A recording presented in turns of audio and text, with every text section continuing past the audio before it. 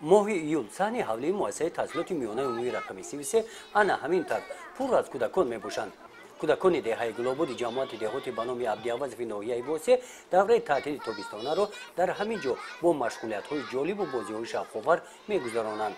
80 نفر کودکان در 4 گروه با رهبری مربی‌ها از روی نقشه معین به مشغولیت‌ها فرا گرفته شدند.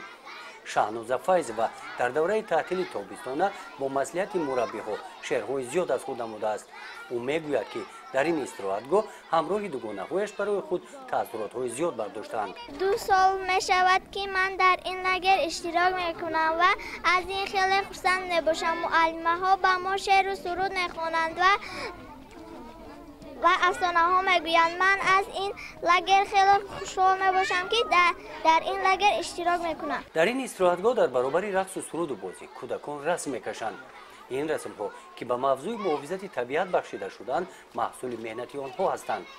استراحتگاه نزد مکتب رقم 33 با پیشنهاد رخبریت مؤسسه و دستگیری خوجگی دهکونی به نام محمودزاده مظفر مدت 12 روز ادامه یافته.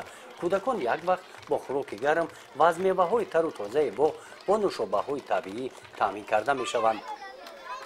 گزارش خواجه نظریف خدای نظر ظهور از ناحیه واسه برای برنامه اطلاعاتی نوید.